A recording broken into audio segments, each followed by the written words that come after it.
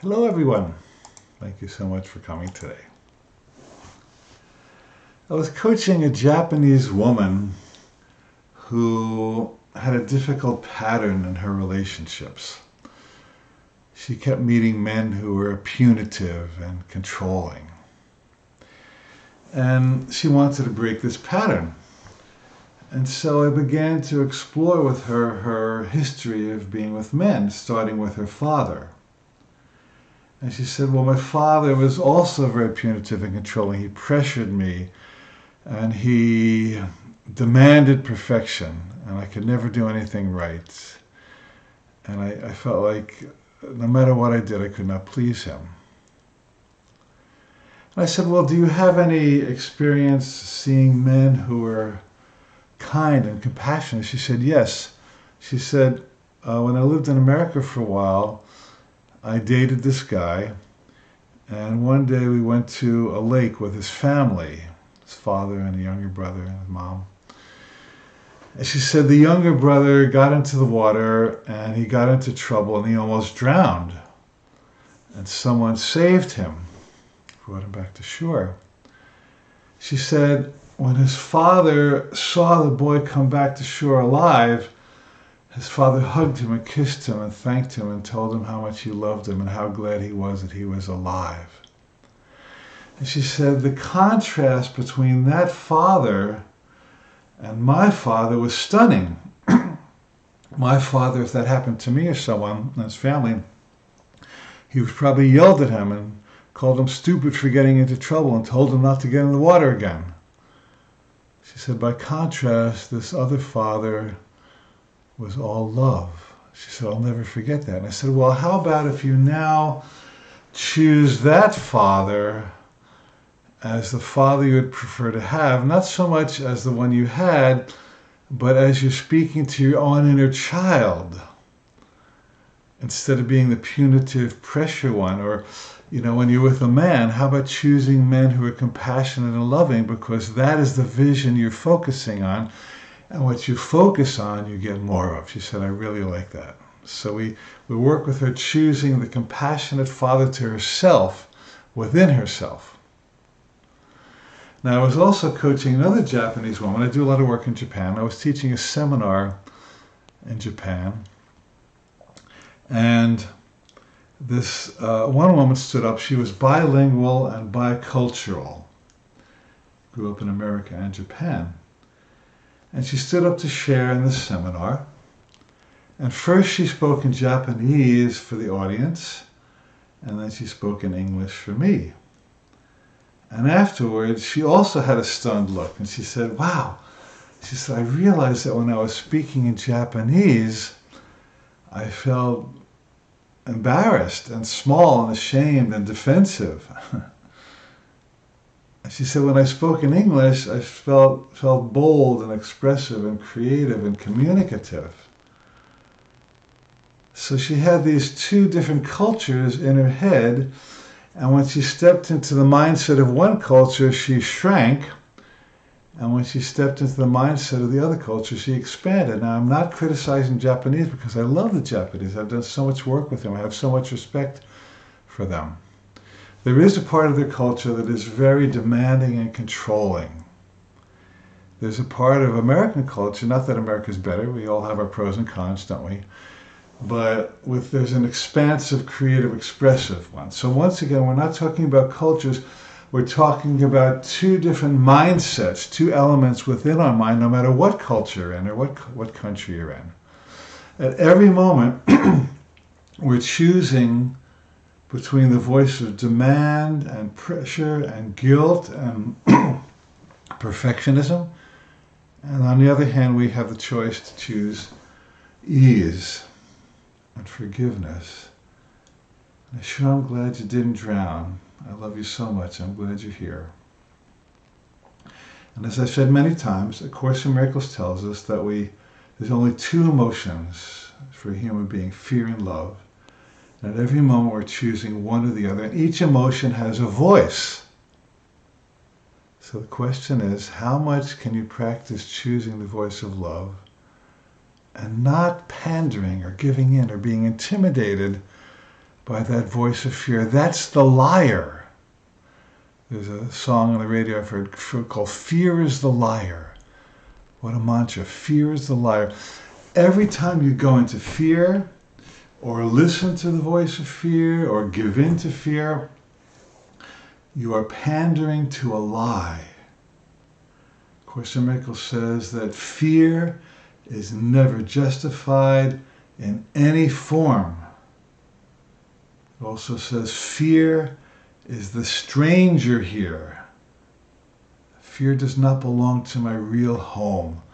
When you let fear into your mind, it's like you're letting a murderer or a thief or a rapist into your house, because you're allowing a dark, energy-sucking leech voice come into your brain and sap off the life force that you are given to live a joyful, healthy, productive life. So we get to choose our thoughts. We're not the victim of our thoughts. We are the chooser of thoughts. And even if dark or negative or fearful thoughts come up, okay, got it. Thank you for sharing. I choose not to participate in this mindset. Hugh Prather, a wonderful author, used to say, I participate in whatever disturbs me. So if somebody says something to you, or you hear some news or read something and it disturbs you, it's not that thing that's disturbing you, it's the interpretation you're giving. You are disturbing yourself by choosing a painful interpretation of that event. And so you can't blame the news or your mother-in-law, your husband or wife or kid for disturbing you. They may say something, but you have to disturb yourself. Only you can disturb yourself. Course in Miracles also tells us, I am affected only by my thoughts. Not affected by the economy, not affected by coronavirus, not affected by astrology or numerology or my weight or my gender or my history. I am affected only by my thoughts. Now the good news is that just as you've chosen thoughts that can bring you down at any given moment, you can choose new thoughts that expand you. So my teacher used to say, everyone is your teacher. Some are teaching you what to do, and others teach you what not to do. So as we look at these two fathers we talked about, I'll give you another example. Today's Father Example Day. So I had a client who told me that he had two fathers, a biological father, and then his mother divorced, and he had a stepfather. And he said his biological father was a real flamboyant character. He was like a playboy.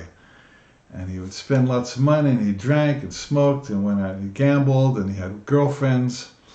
And he was a lot of fun, but he was out of control. And eventually his mother divorced him. Then he got a stepfather who was the exact opposite in every way. He was quiet and sedate, almost morose, very dependable, very responsible, but also very boring and controlling. And my client said, I learned from both fathers. I learned what I want and what I don't want.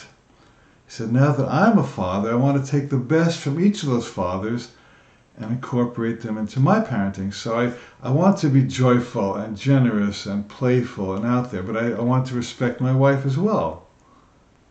And so he said, both of my fathers were my teachers. And so once again, this is all metaphorical. It's not about physical fathers. It's about streams of thought, belief systems, mindsets. At every moment, we're in the mindset of love, trust, and confidence. We're in the mindset of fear, criticism, resistance, defensiveness, all that dark stuff. One more example. So I had a buddy in high school named George, my best friend, and we used to walk to school together every day. I'd meet him on the corner and we'd walk.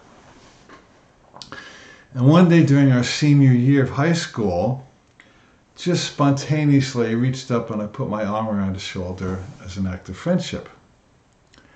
Well, George was not comfortable with this, so he threw my arm off.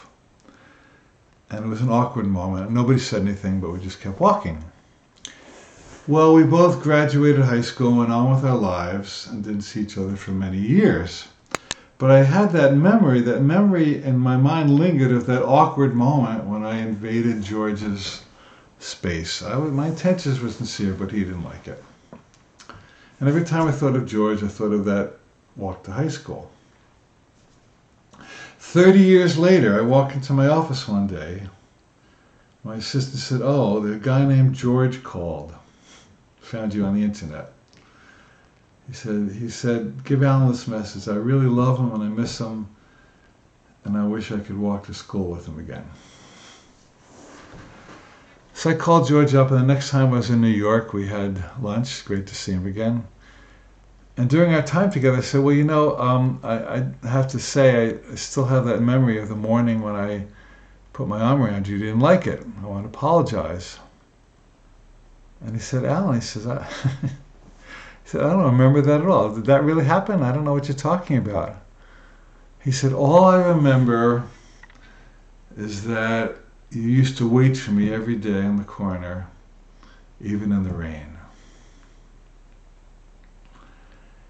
And I was shocked, because for 30 years the predominant memory that I had chosen about George was a negative one, when meanwhile for 30 years all he did was love me from a distance as a friend. And I thought, wow, I made up a cockamamie story that debilitated me. It sucked my energy to think of that experience, when meanwhile George's memory was only one of joy and connection and support and friendship. So I realized how I had ripped myself off for 30 years by choosing the one insignificant dark memory, when I could have chosen all the wonderful times we were just great buddies, had a lot of fun together in many different ways.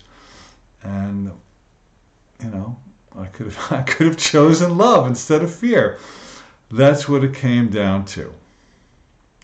So let's take this one more step. Let us choose between different interpretations of who we are. Are we the person with problems and flaws and deficits and guilt and a dark history and messed up relationships, and I shouldn't have said that, and I'm too fat, and I'm too old, and too young? Or what if we chose to interpret who we are as an absolutely radiant, loving, whole, perfect, divine being? Every moment of how we think about ourselves is a choice between those two images. There is no overlay, there's no overlap, there's no in-between. Yes, we do things in the world that's goofy, and we make mistakes, and we may not be perfect in the world. But there's a parable in the Bible where the disciple Peter came to Jesus, and Peter expressed his doubts. And Jesus said, "Peter," he says, "you're thinking as a man thinks. You're not thinking as God thinks." So God wants us to think as God thinks, and God wants us to identify only with the godly in us. And there's a lesson in A Course in Miracles which asks us to take the attributes of God and own them. And you say, well, God is love, and therefore I am love. God is whole. God can't be broken or split into pieces. Well, if God is whole, and I'm created in the perfect image and likeness of God, then I must be whole. I don't care what the doctor tells me. I don't care what the lawyer tells me. I don't care what the teacher tells me. I don't care what the priest tells me. I don't care what the husband or wife tells me. If they indicate my separateness, then they are in error. They are choosing to see brokenness or flaw or emptiness or owingness. That's their interpretation. I choose to see myself as a whole and divine being. God is eternal. Therefore, I must be eternal. God does not see sin. The sin is not in God's repertoire. Sin is a human story made up. So therefore, I must be innocent. If God is innocent and God sees only innocence, then I must be innocent as well. Wow. So let me accomplish the critical shift of identity that's going to change my whole life. I'm going to quit seeing myself as broken and faulty and sinful and evil or stupid or ugly. I'm going to release all of those erroneous interpretations and perceptions of who I am that I've learned from humanity, not inherited from God, and I'm going to choose instead to be the one that God made me. Wow. Wow. Wow. That is the shift that will change every one of your relationships. It will change your health, change your finances, change your career, change your living situations. When you know that you are an expression of God, and everything God deserves, you deserve, everything God is, you are, then you become royal, you become regal, you become masterful. And you give up this very old and stinky and broken self-identity that has nothing to do with who you were ever. It was just something you learned that was not true. So today we're coming from illusion to truth. We're coming from misperception to knowledge.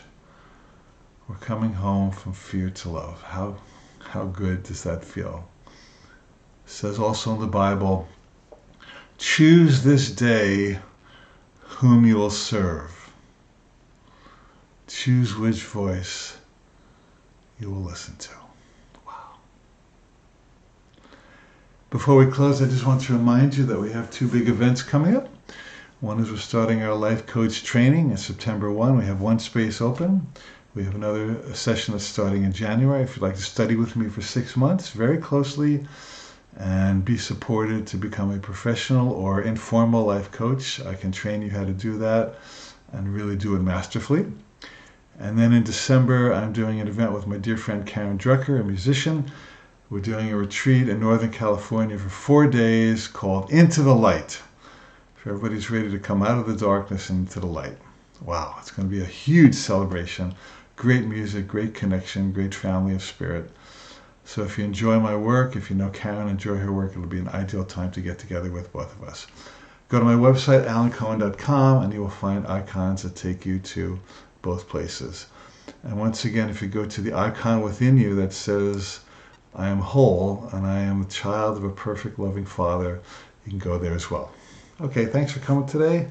Love you lots. We'll see you next week.